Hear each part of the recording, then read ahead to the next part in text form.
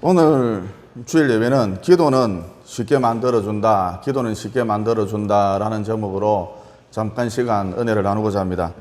하나님께서 아브라함을 보고 너는 가나안 땅에 살아야 돼 그러셨습니다. 그래서 아브라함이 가나안 땅에 살아야 마땅한데 기근이 계속되었죠. 가나안 땅에 기근이 계속되었죠. 그래서 그거 어떻게 했습니까? 하나님의 명령도 좋지만 가나안 땅에 살아야 돼, 너는 가나안 땅에 있어야 돼, 이런 하나님의 명령도 좋지만 여기 있다간 가나안 땅에 머물러 있다가는 꼼짝없이 굶어 죽겠구나 싶어서 하나님의 명령을 어기고 애국으로 갔었지요. 여러분, 아무리 형편이 어려워도 상황이 좋지 못해도 기근이 들었다 할지라도 하나님의 명령을 지키면, 즉 아브라함이 가나안 땅에 머물러 있었다면 하나님이 살 길을 열어주셨겠죠. 하나님의 역사를 아브라함이 볼 수 있었겠죠. 그런데 그만 아브라함은 가나안 땅 형편이 안 좋아지자, 기근이 들자 그만 하나님 명령 따위는 필요 없어 그러면서 애굽으로 갔다는 것입니다. 여러분, 믿음이 있는지 없는지 그것을 어떻게 쉽게 알 수 있을까요? 어려움이 오면 쉽게 알 수 있거든요. 그러니까 아브라함에게 당시 믿음이 있었다면 그는 끝까지, 죽기 아니면 까무라치기다 그러면서 끝까지 가나안 땅에 머물러 있었겠지요. 하나님의 명령에 순종해서. 그런데 믿음이 없으니까 그만 자기 살 길을 찾는답시고 애굽으로 갔다는 것입니다. 이어 애굽에 도착한 아브라함 어떻게 했습니까? 아내 사라를 보고 당신 이제부터 나를 오빠라고 부르시오 그랬거든요. 그러면 그가 왜 이렇게 했느냐? 애굽 사람이, 애굽 왕이 자기를 죽이고 아내 사라를 빼앗을까 봐 두려워서 그랬답니다. 아브라함의 아내가 사라가 꽤 예뻤던가 봐요. 그런데 여러분, 이런 아브라함의 잔머리가 자충수가 되었거든요. 무슨 얘기냐? 아브라함의 아내 사라가 아브라함을 보고 아브라함 오빠 자꾸 그러니까 애굽 사람들이, 애굽 왕이 생각하기를 남매지간인갑다. 오빠는 영 상태가 안 좋은데 여동생은 연예인급이네, 전전이보다 예쁘네 그랬다는 것이죠. 그래서 애굽 왕이 아브라함을 보고 당신 동생, 전전이 닮은 당신 동생 내게 시집 보내시오 그랬다는 것입니다. 그러니까 아브라함이 자기 아내 사라를 빼앗기지 않으려고 자기를 오빠라 불러라 그랬는데 이게 오히려 화가 되었다는 것이죠. 자충수가 된 것입니다. 즉 꼼짝없이 애굽 왕에게 아내 사라를 빼앗기게 되었던 것이죠. 여러분, 당시 왕의 명령을 거절한다는 건 죽음을 의미하기 때문에 아브라함은 아내 사라를 순순히 내어줄 수밖에 없었답니다. 그래서 결국 아브라함이 자기 아내 사라를 애굽 왕에게 시집을 보낸 것이죠. 자기가 아버지도 아니면서 시집을 보낸 것이죠. 그런데 아브라함의 아내 사라가 애굽 왕의 집에 들어간 날부터 끔찍한 일이 계속해서 연이어서 벌어졌거든요. 그러니까 돼지 열병, 조류 독감 이런 게 유행을 하더니, 가축 전염병이 유행을 하더니 애굽 왕 집안의 가축들이 몰살하는 일이 벌어졌다는 것이죠. 가축들이 집단으로 눈이 뒤집힌 채 피를 토하면서 죽었답니다. 또 코로나 같은 괴질이 유행하더니 애굽 왕 온 집안의 사람들이 죽거나 말할 수 없는 고통을 겪기도 했습니다. 또 여러분, 중동 지방에서 운물이란 석유가 나오는 것보다 훨씬 귀한 것이거든요. 그런데 사라가 바로 왕에게 시집 온 그날부터 멀쩡한 운물에서 악취가 나는가 싶더니 이내 썩어버리더라는 것이죠. 이 애굽 왕이 이게 어찌된 일이냐, 어찌된 영문이냐, 내 집에 재난과 재앙이 끊이지 않는다, 꼼짝없이 망하게 생겼다 그러면서 그 원인이 무엇일까? 필시 원인이 있을 텐데 그 원인이 무엇일까 곰곰이 생각해 봤는데 공교롭게도 전전이 닮은 사라가 자기 집안에 들어온 날부터거든요. 그래서 애굽 왕이 급하게 아브라함의 집으로 말을 타고 달려갔던 것이죠. 그리고 아브라함에게 당신 여동생이 나에게 시집 온 그날부터 재앙이 끊이지 않는다, 이상한 일이 벌어진다, 솔직하게 말해라, 목숨을 부지하고 싶거든 솔직하게 정직하게 말해라, 저 여자의 정체가 도대체 무엇이냐. 이에 크게 당황한 아브라함이 솔직하게 말을 했지요. 왕이시여, 사실 왕에게 시집간 저 여자는 저의 아내였습니다. 마누라거든요. 그런데 애굽 사람들이 저를 죽이고 저의 마누라를 빼앗아 갈까봐 여동생이라고 제가 속였습니다. 보시다시피 사라가 미스 애굽보다 훨씬 더 예쁘지 않습니까? 가나안에 살 때는 우윳빛깔 김사라 그러면, 김사라가 저하고 결혼을 했으니까 아사라가 되었는데 우유빛깔 아싸라 그러면 모르는 사람이 없었답니다. 일이 이렇게까지 커질 줄 저는 몰랐습니다. 정말 죄송합니다. 그러자 애굽왕이 기가 찬 나머지 너털 웃음을 웃으면서 일을 깔끔하게 정리해 주었지요. 어떻게 해요? 사라를 즉시 아브라함에게 돌려주었답니다. 뿐만 아니라 두려운 마음에 금은 보하며 노비와 가축들을 아브라함에게 선물로 잔뜩 안겨다 주었지요. 그러면 이 이야기가 주는 메시지가 무엇인가? 예쁜 여자는 항상 문제를 일으킨다. 그게 아니고 보이는 세계가 전부가 아니라는 것이죠. 즉 이 보이는 세계 이면에는 보이지 않는 어마어마한 세계가 있다는 것입니다. 광활한 영의 세계가 있다는 것이죠. 무한대의 영의 세계가 있다는 것입니다. 다시 말해서 이런 보이지 않는 영의 세계에서 진노가 일어나니까, 영의 세계에서 진노가 일어나니까 이 진노가 땅의 세계에 곧 애굽왕의 집에 임하더라는 것이죠. 그러므로 항상 보이지 않는 영의 세계가 먼저라는 것입니다. 간단하게 말해서 영의 세계에서 풀려야 이 땅에서도 풀리는 것이지, 즉 하늘에서 풀려야 이 땅에서도 풀리는 것이지, 이 땅에서 아무리 잔머리를 써봐야, 잔깨를 써봐야 풀리지 않는다는 것이죠. 심지어 풀어보려고 잔머리를 쓴 결과, 인생 문제를 풀어보려고 잔머리를 쓴 결과 자기 마누라를 남의 남자에게 시집 보내는 어처구니 없는 일을 지 스스로 하게 되더라는 것입니다. 따라서 잊지 마십시오. 항상 영의 세계가 먼저다. 이 사실을 한시라도 놓쳐서는 안 된다는 것이죠. 이어 누가복음 11장 24절에 보면 이런 말씀이 나오거든요. 더러운 귀신이 사람에게서 나갔을 때에 물 없는 곳으로 다니며 쉬기를 구하되 얻지 못하고 이에 이르되 내가 나온 집으로 돌아가리라 하고 가서 보니 그 집이 청소되고 수리되었거늘 이에 가서 저보다 더 악한 귀신 7을 데리고 들어가서 거하니 그 사람의 나중 형편이 전보다 심하게 되었느니라. 그러니까 어두운 사람이, 상태가 안 좋은 사람이, 또 불안하고 우울한 사람이, 두려움에 사로잡힌 사람이, 또 알코올 중독, 성 중독, 포르노 중독, 게임 중독, 노름 중독, 성형 중독, 이렇게 온갖 중독증에 빠진 사람이 예수를 믿고 신앙생활을 시작하잖아요. 그러면 서서히 그 사람 속에 있던, 그 사람을 가득 채우고 있던 내적 상처나 트라우마, 죄의 찌꺼기들, 이런 작동산이들, 쓰레기들이 쏟아져 나오고 배출되거든요. 또 이때 그 사람을 사로잡고 있던 귀신들도 함께 떨어져 나간다는 것입니다. 그래서 마치 빈집이 수리되고 청소된 것처럼 사람이 깨끗해져요. 왠지 모르게 밝아진다는 것입니다. 그런데 이 상태로 가만히 있으면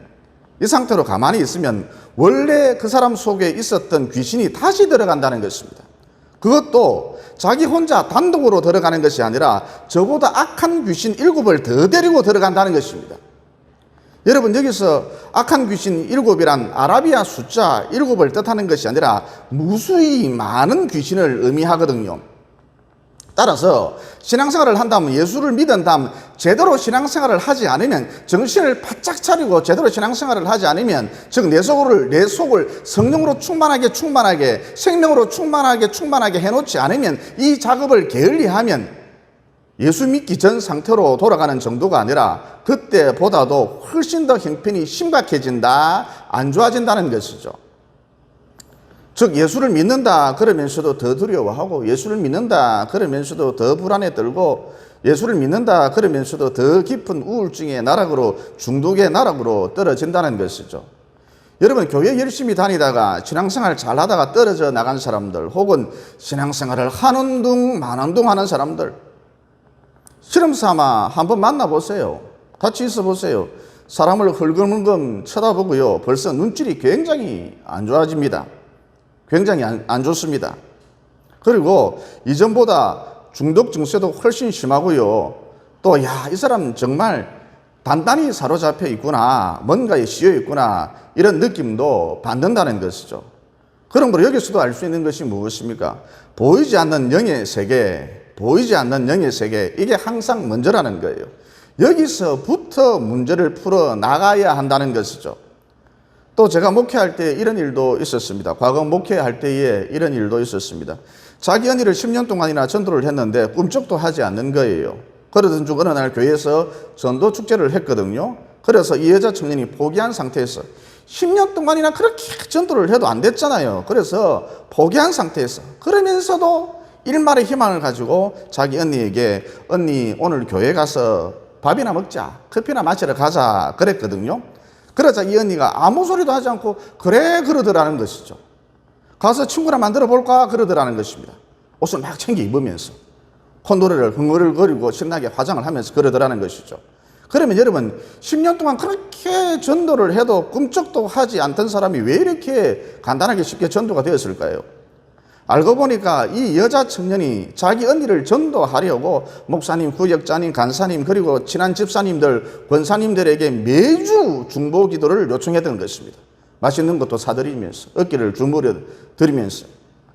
그러니까 하루아침에 쉽게 간단하게 전도가 된 것이 아니라 10년 중보 기도의 결과였던 셈인 것이죠. 여러분 이를 비유로 설명해 보면 지붕 가득히 눈이 엄청 많이 쌓여 있는데, 겹겹이 쌓여 있는데 신기하게도 떨어지지 않고 그대로 있는 경우가 종종 있잖아요. 그런데 엄지손가락만한 작은 눈이 지붕 위에 딱 떨어지는 그 순간, 그 찰나에 와라락 쏟아지지요. 지붕 위에 있던 눈이. 여러분 이때 눈이 왜 와르르 쏟아졌을까요? 엄지손가락만한 눈의 무게 때문입니까? 아니면 눈이 쌓일 대로 쌓였기 때문에, 즉 이미 임계점에 도달한 상태였기 때문입니까? 이미 임계점에 도달한 상태였기 때문이죠. 그러니까 이 여자 청년이 자기 언니에게 전도한 그날, 교회에서 전도 축제가 열리던 그날, 이미 기도의 양이 충분히 쌓일 대로 쌓인 상태에서, 임계점에 다다른 상태에서 교회 가자 그랬기 때문에 자기 언니가 교회로 순순히 따라 나섰던 것입니다. 그러므로 여기서도 알 수 있는 것이 무엇입니까? 항상 보이지 않는 세계, 곧 영의 세계가 먼저라는 거예요. 거기서부터 실마리를 풀어나가야 한다는 것입니다. 그리고 중국 설화에 보면 이런 이야기가 있거든요. 책략가, 지략가, 전술가로 이름을 떨친 제갈골맹이 협곡에다가 화약을 잔뜩 묻어놓고 사마이의 군대를 유인했거든요. 그래서 성질급한 사마이가 대군을 이끌고 좁은 협곡으로 들어왔답니다. 그러니까 당시 산 정상에 있었던, 산 꼭대기에서 이 모습을 말없이 지켜보고 있었던 제갈공명 쪽에서 불화살 몇 방만 날려도 협곡에 이미 묻어든 화약들이 폭발해서 사마이의 군대는 전멸할 수밖에 없었던 것이죠. 그야말로 제갈공명에게 천재일유의 기회가 찾아왔던 것입니다. 그런데 갑자기 난데없이 시참 바람과 더불어서 시커먼 먹장구름이 사방에서 몰려오는가 싶더니, 동서남북에서 몰려오는가 싶더니 이내 굵은 빗방울이 사정없이 뚝뚝 떨어지는 거예요. 그래서 마음이 다급했던 제갈공명의 호위 장군이 제갈공명 대장군님, 원수님, 지금이라도 빨리 서둘러서 불화살을 날려야 하지 않겠습니까? 그러자 제갈공명이 호위 장군에게 말하길, 자기의 호위 장군에게 말하길, 지금 하늘이 사마이를 돕고 있는 게 눈에 보이지 않느냐? 너 뭐 보고 있냐? 하늘이 사마이를 돕고 있는데 내가 무슨 수로 그를 이기겠느냐? 그래서 이 이야기를 통해서 다음과 같은 격언이 생겨나게 된 것이죠. 싸움을 잘하고 용감한 장수인 용장은 지혜가 뛰어난 장수인 지장을 이길 수가 없고, 이어 지장은, 지혜가 뛰어난 장수인 지장은 백성들로부터 존경받는 장수인 덕장을 이길 수 없고, 이어 덕장은, 백성들로부터 존경받는 장수인 덕장은 하늘이 도와주는 운장을 이길 수 없다. 그러니까 정리해보면 용감한 용장이 제일 낮고, 그 다음 높은 게 지장이고, 지혜로운 장수인 지장이고, 그 다음 높은 게 덕장이고, 백성들로부터 존경받는 덕장이고, 최고로 높은 게 하늘이 도와주는 운장이라는 것입니다. 그러므로 여기서도 알 수 있는 것이 무엇입니까? 항상 보이지 않는 세계, 영의 세계가 먼저라는 거예요. 즉 영의 세계에서 손을 들어줘야 그 사람이 이긴다는 것이죠. 이런 맥락에서 여러분 어떤 사람이 가장 강력한 사람일까요? 기도하는 사람이라 할 수 있습니다. 왜냐, 이 사람은 영의 세계로 가서 움직이는 사람이거든요. 차원이 완전히 다르다는 것입니다. 이 창세기에 보면 이런 스토리가 나오죠. 하나님께서 야곱에게 너 베델에서 살아라. 그런데 장사수완, 사업수완이 좋았던 야곱은 세겜으로 갔거든요. 왜냐, 베델은 깡촌이었고 세겜은 대도시였고 번화가였기 때문입니다. 즉 야곱은 사업을 하려면, 장사를 하려면 대도시로 가야지, 번화가로 가야지, 세겜으로 가야지, 무슨 깡촌 베델이냐 그랬다는 것입니다. 하나님의 명령을 가볍게 여긴 것이죠. 또 자기 안목을 믿은 것입니다. 어쨌든 사업수완, 장사수완이 좋았던 야곱은 세겜 땅에서 거부가 되었답니다. 기업 총수가 된 것이죠. 잘 나갔습니다. 이어 그러던 중 어느 날 생각지도 못한 끔찍한 일이 벌어졌잖아요. 즉 세겜 족장이 야곱의 딸 디나를 겁탈했다는 것이죠. 그래서 야곱이 이 일을 어떻게 처리해야 할지 밤잠을 설쳐가면서 고민을 했답니다. 왜 고민을 했느냐? 당시 세겜족이 가장 힘이 셌거든요. 야곱 가문은 세겜족의 상대가 되지 못했습니다. 깜도 되지 못했죠. 게다가 세겜족은 다른 7개 부족과 동맹관계였거든요. 따라서 야곱이 딸 디나 문제로 인하여서 세겜족을 상대로 보복하게 되면 세겜족과 7개 부족이 동시에 야곱 가문을 공격해 올 것이 뻔했기 때문입니다. 여러분, 이렇게 되면 야곱 가문은 불바다가 되고 벼락거지가 되고 뼈도 못 추리게 되는 것이죠. 그런데 이런 와중에, 안 그래도 정신이 하나도 없는데 이런 와중에 아버지 야곱 말을 지독하게 안 듣는 아들 둘, 시므이하고 레위가 야밤에 가병을 한 20명 이끌고 세겜족 마을을 급습을 해서 그곳을 쑥대밭으로 만들어 놓았답니다. 따라서 이제 패가망신 정도가 아니라 야곱을 비롯해서 수백 명이나 되는 야곱의 식솔들 꼼짝없이 죽을 일만 남게 되었다는 것이죠. 그래서 지금까지 하나님을 무시하고 살았던, 자기 안목만을 믿고 살았던 야곱이 비로소 무릎을 꿇었답니다. 큰 사건이 생기면은 안 나오던 새벽에도 나오고 그러잖아요. 그렇듯이 야곱도 무릎을 꿇었습니다. 즉 기도했다는 것입니다. 그래서 하나님께서 어떻게 응답을 해주셨나요? 베델로 가거라. 여러분, 한때 야곱이 베델에 잠깐 살았던 적이 있었는데 주로 어떤 일을 하면서 시간을 보냈습니까? 예배드리고 기도했죠.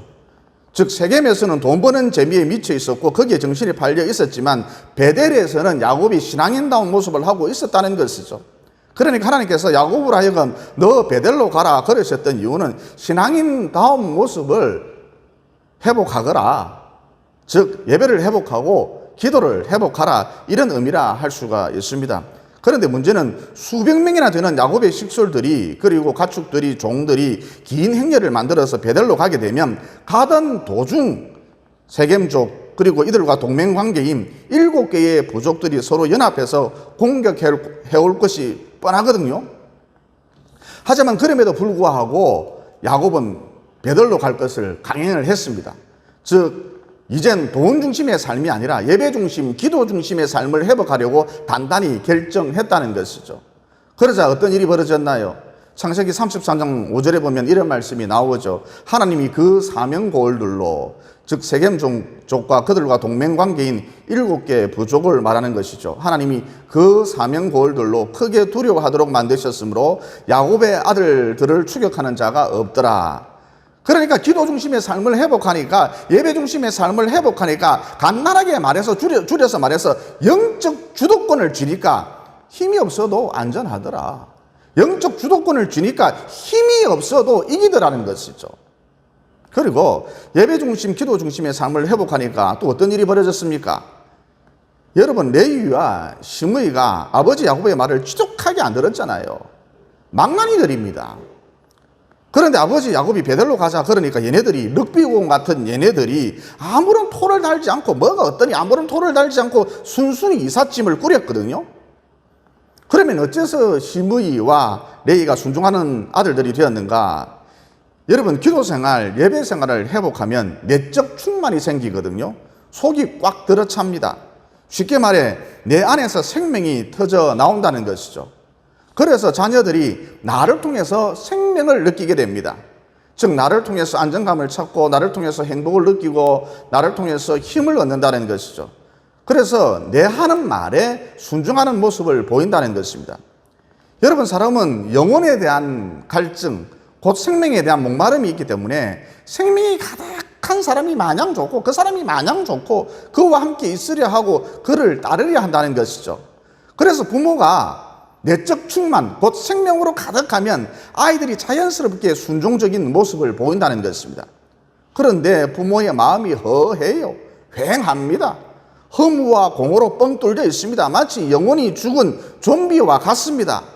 이런 가운데, 내적 충만이 없는 가운데, 생명이 없는 가운데 아무리 좋은 말을, 기가 찬 말을 자녀들에게 해줘 봐야 그 안에는 생명이 없기 때문에, 알맹이가 없기 때문에 아이들이 순종하기는커녕 어디로 튈지 모르는 넉비공이 된다는 것이죠. 그러니까 레위와 시므이가 순종하는 아들들로 변화된 것은 예배 생활, 기도 생활을 회복한 야곱이 내적으로 충만해졌기 때문이다라는 것이죠. 그래서 그 하는 말 속에 생명이 들어가 있으니까 망나니 아들들이 순종하는 아들들로 변화되었다는 것입니다. 그러므로 여기서도 알 수 있는 것이 무엇입니까? 보이지 않는 세계, 곧 영의 세계가 먼저라는 것이죠. 즉 영적 주도권을 장악해야 그 다음부터 같이 있어진다. 영적인 주도권을 장악해야 그 다음부터 일이 쉬워진다는 것입니다. 영적인 주도권을 장악해야 자녀 교육도 훨씬 수월해진다는 것이죠. 그리고 어떤 분이 저를 보고 그래요. 목사님도 목회를 꽤 하신 걸로 아는데 이제 설교할 거리가 별로 없지요. 미천이 다 떨어졌지요. 다른 목사님 거 뺏겨서 하지요. 여러분, 이 말 맞는 말입니다. 그래서 이 책, 저 책도 읽어보고 여러 권의 주석집도 참고해 보는데 다른 목사님의 설교도 들어보는데 밍숭밍숭해요. 읽어봐도 들어봐도 별로 은혜가 되지 않더라는 것입니다. 그 얘기가 그 얘기인 것 같고, 그런데 참 신비한 것이 기도를 많이 하잖아요. 제가 일주일 동안 기도를 충분히 하잖아요. 그러면 외부에서 내 속으로 메시지가 막 들어와요. 감당이 안 될 정도로 막 들어옵니다. 이때 어떤 느낌이냐 하면, 저는 용량이 아주 작은 286 컴퓨터인데 슈퍼 컴퓨터 정도 돼야 저장이 가능한 대용량의 내용들이, 어마어마한 내용들이, 방대한 내용들이, 메시지들이 마치 KTX 지나가듯이 쑥쑥쑥 지나가면서 사정없이 제 속으로 막 들어오더라는 것입니다. 그래서 억지로 설교 원고를 짜내는 것이 아니라, 골머리를 알아가면서 설교 원고를 짜내는 것이 아니라 다음 주일 설교할 내용들을 어느새 제가 열심히 받아 적고 있더라는 것이죠. 그리고 제 속으로 들어오는 내용들이 너무 많은데다가 빨리빨리 들어오니까 채 다 받아 적지를 못하고 일부분만 받아 적어서 설교 준비를 하는데 우선 저에게 굉장한 은혜가 되더라는 것입니다. 주일날 여러분도 동일하게 은혜를 받고요. 따라서 여기서도 알 수 있는 것이 무엇입니까? 보이지 않는 세계, 곧 영의 세계가 먼저라는 것이죠. 영의 세계에서 열려야 이 땅에서도 열린다는 것입니다. 본문의 내용도 마찬가지입니다. 베드로가 옥에 갇혔잖아요. 그래서 당시 아무 힘도 없었던 초대교회 성도들이 오직 기도하는 일에 전념하지 않았습니까? 그러자 어떤 일이 벌어졌나요? 천사가 나타나서 베드로를 구출시켜 주었죠. 따라서 여기서도 알 수 있는 것이 무엇입니까? 보이지 않는 세계, 곧 영의 세계가 먼저라는 것이죠. 즉 영의 세계에서 풀어버리니까 이 땅에서도 풀리더라는 것입니다. 그래서 베드로가 자유의 몸이 되었던 것이죠.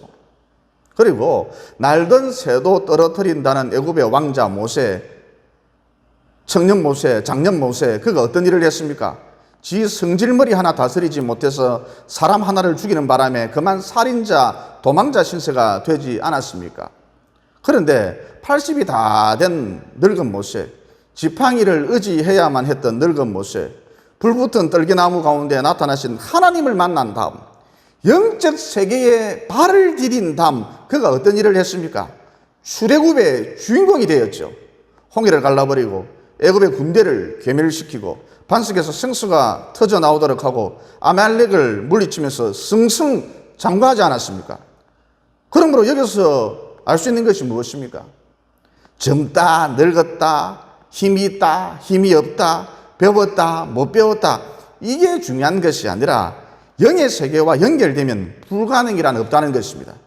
즉 영의 세계와 연결되면 아무리 형편없는 초라한 인생이라 할지라도 영의 세계와 연결되면 위대한 하나님의 뜻을 이루는 데 쓰임받는 위대한 인생이 될 수 있다는 것이죠.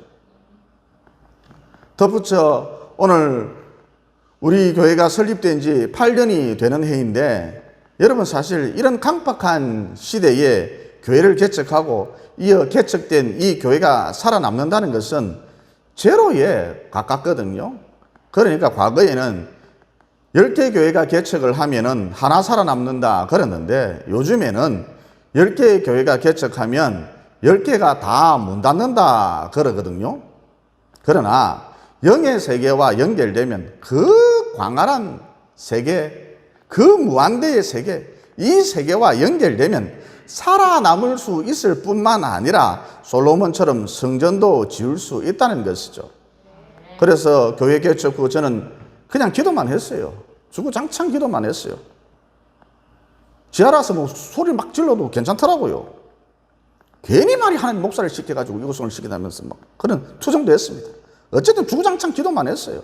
광활한 영의 세계, 그 무한대의 세계와 연결되기 위해서 주구장창 기도만 했습니다. 이어 그러던 중 어느 날 꿈을 꾸는데 하나님이 나타나셔서 단 한 번도 비가 내리지 않은 아주 거친 땅을 보여주셨어요. 제 평생에 이렇게 거친 땅, 메마른 땅은 처음 봤거든요. 그러면서 동시에 하나님께서 하시는 말씀이 이 땅에 꽃이 피겠느냐.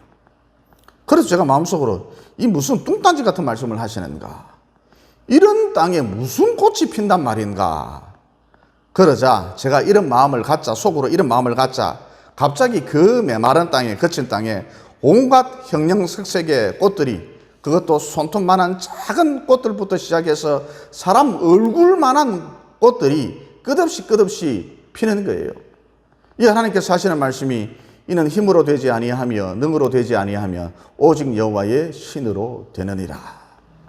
이 또 하나님이 손가락만 툭 갖다 대도 금방 바스러질 듯한 나뭇가지 하나를 보여주시면서, 형편없는 나뭇가지 하나를 보여주시면서 이 가지에도 꽃이 피겠느냐.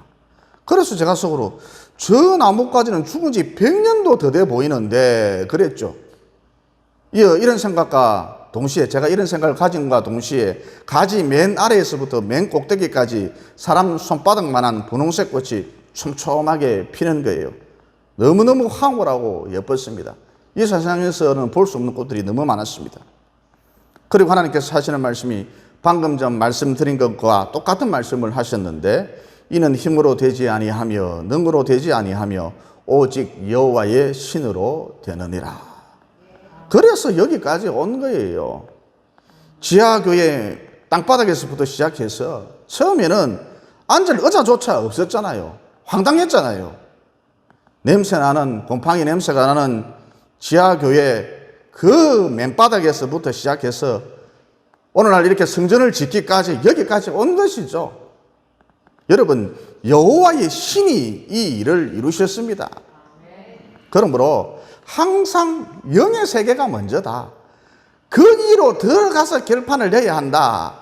이 진리를 명심하시고 예배를 회복하시고 무엇보다 부지런히 기도하셔서 마침내 무한대의 영의 세계와 연결됨으로 내 인생도 꽃피우시고 더 나아가 자녀들의 인생도 꽃피우시고 자자손손 꽃피우시는 영적 축복의 근원지, 영적 축복의 출발지, 영적 축복의 옹달샘이 모두 되시기를 예수님 이름으로 진심으로 축원을 드립니다. 기도드리겠습니다. 사랑의 하나님, 오늘 말씀을 통해 보이지 않는 영의 세계가 항상 먼저다.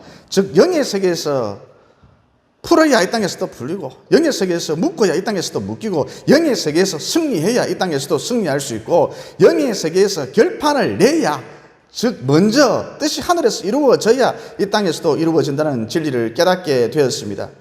그러므로 예배를 회복하고 무엇보다 날마다 기도하는 일에 전념함으로써 무한대의 세계, 끝없이 펼쳐진 광활한 세계, 곧 영의 세계와 연결되어서 내 인생도 꽃피우고 또 자녀들의 인생도 꽃피우고 자전손손 꽃피우는 영적 축복의 근원지, 영적 축복의 옹달샘, 영적 축복의 출발지가 다 될 수 있도록 도와주시옵소서. 이 보이는 세계와 보이지 않는 세계를 창조하신 예수님 이름으로 기도드리옵나이다. 아멘.